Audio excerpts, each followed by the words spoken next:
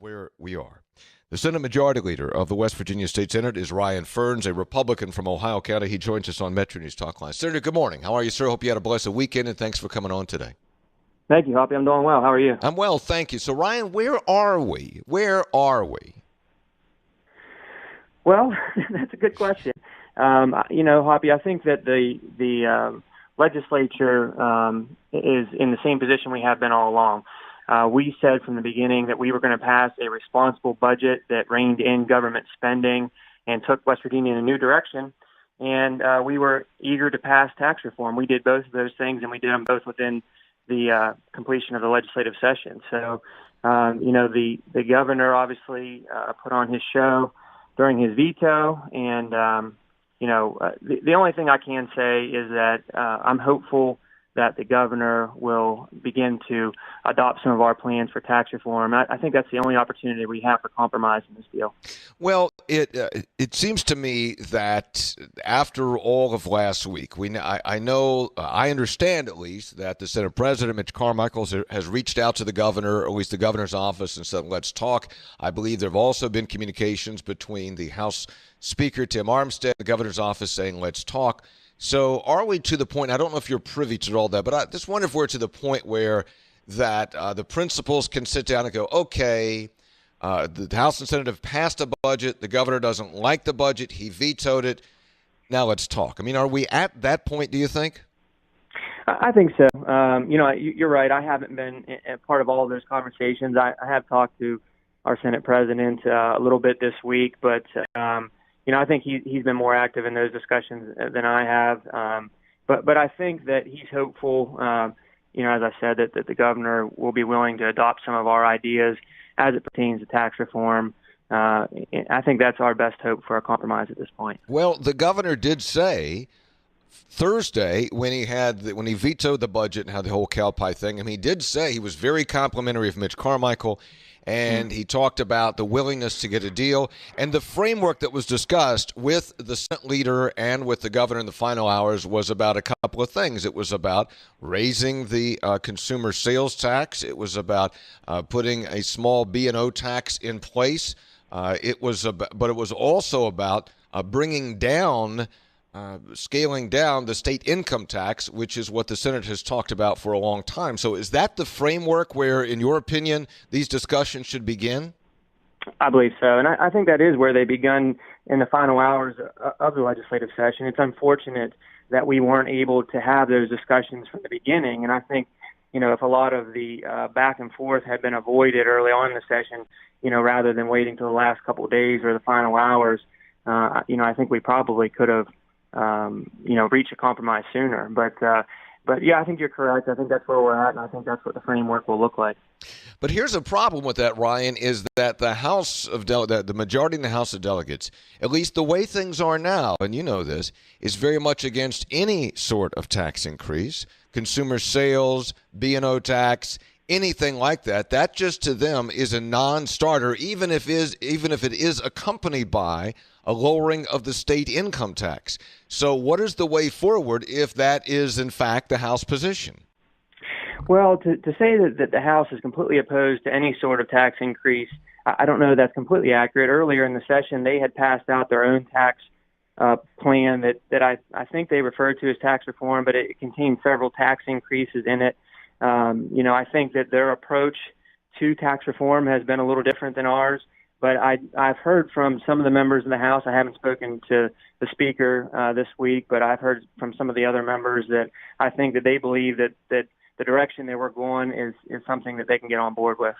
Senator Ryan Ferns is with us. He's the Senate Majority Leader, Republican from Ohio County. You've been home for a couple of days now, and I'm just wondering what you've heard from constituents as you're out for a couple of days. I mean, just anecdotally, are people frustrated with how things have gone? We don't have a budget yet, or do they want to make sure, no, don't increase any taxes? Or are they saying, well, look, I could pay a little bit more if you don't cut higher ed and DHHR? What are you hearing from people?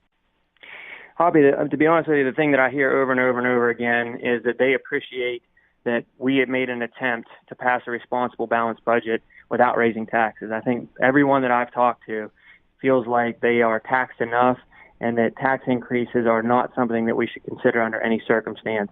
They do like the ideas that the Senate has produced about tax reform, but by and large, people have been thankful that we were willing to take a stand against the massive proposed tax increases by the governor. And a lot of people have been very sympathetic of our efforts in having to deal with the governor. I think everyone feels it's unfortunate that, we're getting national attention on our budget process, but it's for all the wrong reasons. I had a call from the New York Times over the weekend, and it's not about, it's not about the good things that we're doing in West Virginia. It's about the governor's display, that he made during his budget veto presentation. So I think that part of it's unfortunate, and I'm not sure I understand the governor's strategy from that standpoint. It hasn't worked. It doesn't help in the process whatsoever. I wish that he would spend more time sitting down and talking with the legislature as opposed to just attacking us.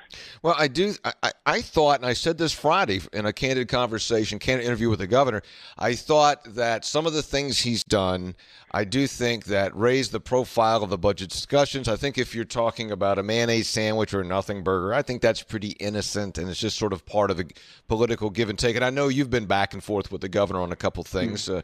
We've talked about that. As I said Friday, I do think that when you unveil a pile of you-know-what, I think you cross the line. I don't think that helps your argument. And so I'll just get your reaction to that. Yeah, like I said, I think it's unfortunate. I think people are embarrassed that we're getting national attention for something like that. Had we worked together, sooner than the final hours, and we're able to reach a compromise based on, tax reform and reining in government spending, I think that could be the national story, a story of bipartisanship that's happening in West Virginia that, that maybe is not happening hardly anywhere in the country. But instead, the national headlines are about this, unveiling of cow manure. I just don't think that's the image that West Virginia wants to have for our state. Ryan, Senator, I won't speak for the governor's office, but I know what they would say, that they have been reaching out to both sides, that they had extensive conversations with the House for a period of time, and those seemed to fall apart. So they were floating different ideas out there. Their view is they had a very difficult time getting a read from the Republican majorities in the House and Senate as to what you all could agree upon. Well, Hoppy, I think, and I've talked a little bit about this before. I think it's part of the tactics used by the governor's office. I mean, he's constantly going out in the media at the same time that he's attempting to have private discussions with the legislature. He's attacking us at the same time, and oftentimes claiming that a deal's been reached when it hasn't. He did the same thing, when he started discussions with the House. He started telling media that they were near reaching a deal. Then you talk to House members and they say that it's nowhere near that. It creates a lot of confusion and frustration, I think, for members of the legislature. The same thing happened with the Senate, and when the governor's office was meeting with the Senate president in the final hours of the session, the governor went out and announced to the media that a deal had been made, and the House hadn't been contacted yet. It takes all three bodies to pass a bill. So, going out and making that sort of announcement before you've had any discussions with the House, I think is just counterproductive. Senator Ryan Ferns is with us, the Senate Majority Leader. And as the Majority Leader, Senator, you should have a fairly good sense, I would believe, of what the caucus is thinking. And granted, the caucus, you have a lot of different views. But the plan that Mitch Carmichael, the Senate President and Governor, talked about, the framework, and now the one you're saying there might be a starting point for discussions. So do you believe the majority of your caucus in the Senate is okay, in fact, would be supportive of a higher consumer sales tax, maybe 6.25 or 6.5 or 7, whatever you need to do, and imposition of a new, although albeit small, business and occupation tax, as long as there is a lowering of the income tax? Is that something that you believe the caucus would support, those concepts?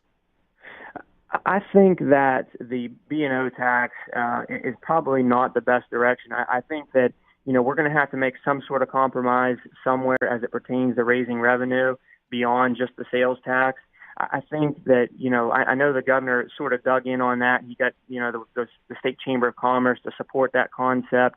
I think there are other ways of generating that amount of revenue that don't send a terrible message to the rest of the nation about what's going on with the business climate in West Virginia. That, the B&O tax was something the state legislature, many of whom are legislators who are still in in office now worked very vigorously to eliminate. So to put that back in place right now, I think just sends a bad message, even though it is a small amount.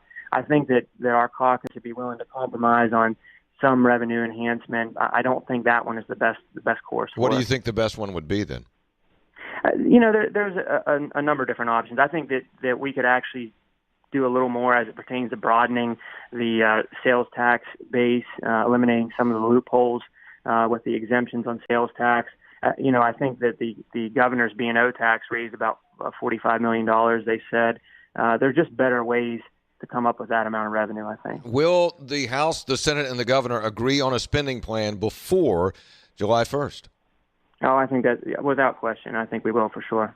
All right, Senator Ryan Ferns, the Senate Majority Leader, Republican, Ohio County. Senator, thank you for coming on today. It's good to speak with you. Appreciate your time. Thank you, Hoppy. I appreciate you. All right, good talking to you. All right, we'll take a break and come back. When we come back, Jeff Manasso.